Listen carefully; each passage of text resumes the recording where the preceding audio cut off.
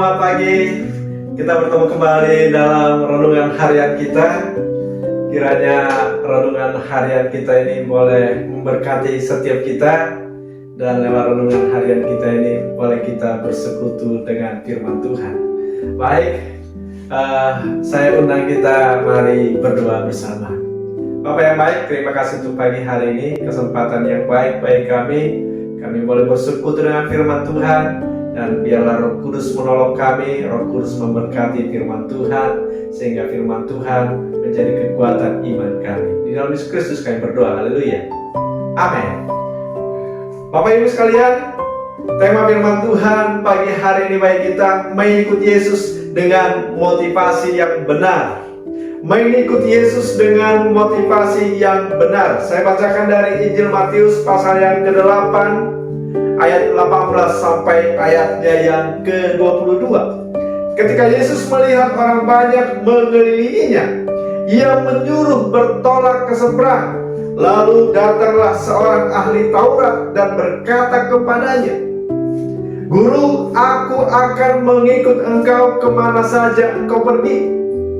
Yesus berkata kepadanya, "Serigala mempunyai liang dan burung mempunyai sarang, tetapi anak manusia tidak mempunyai tempat untuk meletakkan kepalanya." Seorang lain, yaitu salah seorang muridnya, berkata kepadanya, "Tuhan, izinkanlah aku pergi dahulu menguburkan ayahku." Tetapi Yesus berkata kepadanya, "Ikutlah aku dan biarlah orang-orang mati menguburkan orang-orang mati mereka." Dalam renungan kita pagi hari ini, Yesus melakukan banyak mukjizat yang membuatnya langsung viral. Popularitas Yesus langsung meningkat tajam. Mukjizat-mukjizat yang dilakukannya langsung menjadi trending topik, saudara. Sehingga banyak orang berbondong-bondong mengikutinya. Bahkan seorang pemimpin agama, seorang ahli Taurat, dia tertarik untuk menjadi murid Tuhan. Dia tertarik untuk mengikut Yesus kemana saja pergi. Dan bahkan seorang murid Yesus juga meminta izin untuk menyelesaikan seluruh tanggung jawab keluarganya, supaya dia bisa leluasa mengikut Tuhan. Dia mau leluasa begitu, tetapi biar dulu saya selesaikan tanggung jawab saya kepada keluarga saya. Dalam renungan kita ini, saudara, Yesus mengajarkan kepada orang-orang yang mengelilinginya, kepada seorang pemimpin agama ini, seorang ahli Taurat, dan juga kepada muridnya, dan juga kepada kita orang-orang yang percaya kepada Tuhan, supaya kita mengikut Yesus dengan motivasi yang benar. Amin. Agar jangan terjebak dengan tujuan yang keliru. Maka itu, saudara, dalam renungan kita ini saya bagi 3 poin bagi kita. Yang pertama, saudara, mengikut Yesus bukanlah untuk mencari popularitas. Di ayat yang ke-18 dikatakan, ketika Yesus melihat orang banyak mengelilinginya, Ia menyuruh bertolak ke seberang. Yesus menghindari. Yesus tidak ingin orang-orang banyak ini mencari Yesus dengan motivasi yang salah. Orang-orang ini, kenapa mereka berbondong-bondong mengelilingi Yesus? Karena banyak mukjizat terjadi. Banyak tanda-tanda heran terjadi. Sehingga orang-orang ini datang berkerumun. Mereka mencari mukjizat, tetapi justru Yesus menghindarinya. Maka lewat renungan ini, saudara, saya mau mengatakan kepada kita bahwa orang-orang pencari mukjizat justru tidak menemukannya. Maka itu, saudara, jangan kecewa bagi yang bergumul untuk mencari mukjizat. Ya, justru Yesus menghindarinya. Sebaliknya, saudara, ketika kita mempercayakan hidup kita kepada Tuhan, janji firman Tuhan, kita tidak akan pernah kecewa. kita tidak akan pernah dipermalukan. Maka itu saudara, ketika kita datang kepada Tuhan, kita harus punya motivasi yang benar.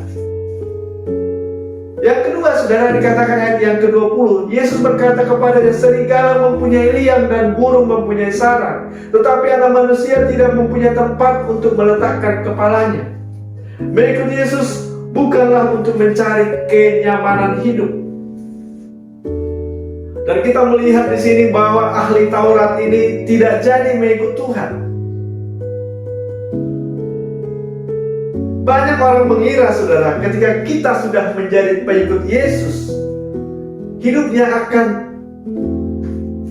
dalam berkat yang melimpah. Hidupnya ada di zona nyaman.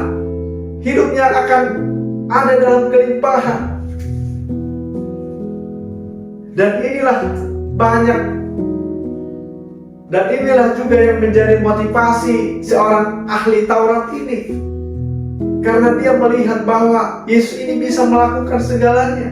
Jadi kalau dia menjadi murid Tuhan, dia akan menikmati hidup yang tidak kekurangan, menikmati hidup yang berlimpah. Di dalam 1 Timotius 6 ayat yang ke-6 dikatakan, memang ibadah itu kalau disertai rasa cukup memberi keuntungan besar. Jadi kalau kita di dalam mengikut Tuhan disertai dengan rasa cukup, maka kita akan bersukacita, kita akan berbahagia dalam mengikut Tuhan. Orang-orang yang sungguh-sungguh di dalam Tuhan, orang-orang yang punya motivasi yang benar dalam mengikut Tuhan, Tuhan tidak pernah izinkan hidup dalam kekurangan. Amin. Mazmur 37 ayat yang ke-25 mengatakan, dahulu aku muda, sekarang telah menjadi tua, tetapi tidak pernah kulihat orang benar ditinggalkan dan atau anak cucunya meminta-minta roti.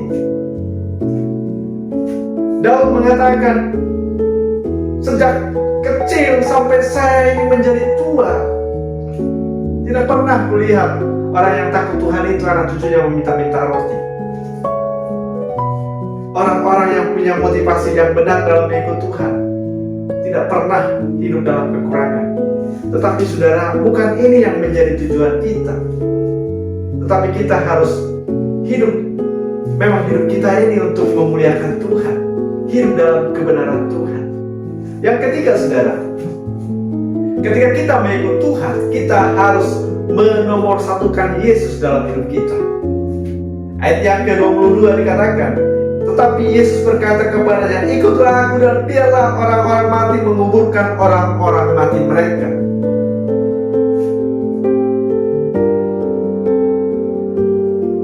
Yesus yang harus menjadi hal yang utama dalam hidup kita, harus bersedia meninggalkan tanggung jawab perkara-perkara dunia ini ketika itu menghalangi kita untuk mengikut Tuhan. Amin. Bukan berarti kita diizinkan melarikan diri dari tanggung jawab, bukan saudara. Yesus tidak mengajarkan itu supaya kita mengabaikan keluarga, tidak. Kita juga harus menjadi orang yang bertanggung jawab. Dan saya sangat yakin saudara, hal ini tidak akan menghalangi kita dalam mengikut Tuhan ketika kita punya tanggung jawab kepada keluarga. Tetapi saudara, terkadang hal-hal dunia ini menjadikan kita jauh dari Tuhan. Jadi Yesus itu menjadi nomor sekian. Tetapi saudara, lewat renungan kita ini mengajarkan kita, mengikut Yesus artinya menomorsatukan Yesus, Yesus yang utama dalam hidup kita. Amin. Lewat renungan ini, biarlah kita punya motivasi yang benar di dalam mengikut Tuhan. Demikian renungan kita pagi hari ini. Kiranya memberkati kita. Kita berdoa. Terima kasih Tuhan buat renungan kami pagi hari ini. Biarlah Tuhan firman-Mu menjadi rema dalam hidup kami. Firman-Mu menjadi motivasi bagi kami, menjadi kekuatan bagi kami. Terima kasih Tuhan. Di dalam Yesus Kristus kami berdoa. Haleluya. Amin. Selamat pagi, selamat beraktivitas. Tuhan Yesus memberkati kita. Shalom.